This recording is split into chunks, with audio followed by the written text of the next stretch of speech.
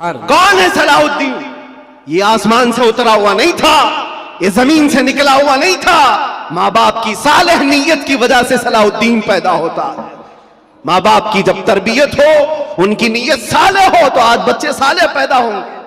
लोग आज, जाहिर सी बात है, एक साहब है, वो सवाल कर रहे थे, वो बयान कर रहे थे।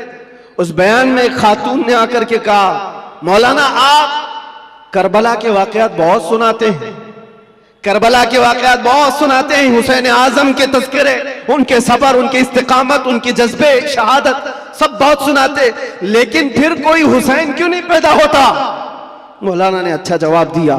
वो खातून सवाल कर रही थी, कहा हुसैन जरूर पैदा होगा, पहले फातिमा तो आए कोई। सुभान अल्लाह, सुभान अल्लाह। फातिमा होगी तो हुसैन भी आएगा।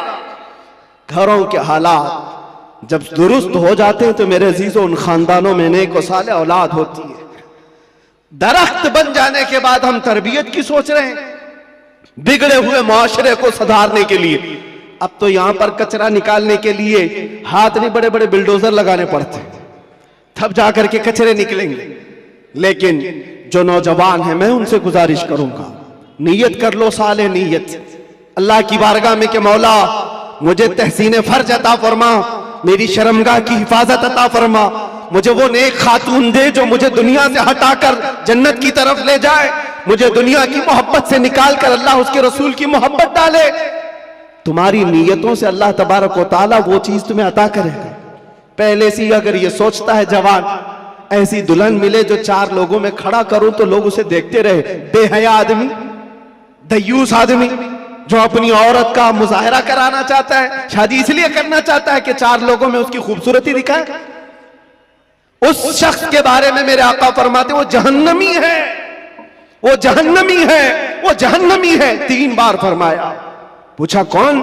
हुजूर फरमाते हैं जो अपनी, जिसकी औरत उसके शोहर के बगैर बेपर्दा बाहर निकलती, या जो मर्द अपनी औरत को आजाद घुमाता है, उसके बारे में कहा गया वो दयूस है, जहन्नमी। तुम्हारी नीयतें साले हो, तुम्हारी नीयतें पाकीज़ा हो तो औलाद भी आएगी। और मुआशरे में इस्लाह के लिए हमें मास्टर प्लानिंग की जरूरत है। यही मैं कहना चाहता हूं, आज बीज बो, फसल तुम्हारी नस्ल निकालेगी और अच्छी उम्दा फसल देखेगी।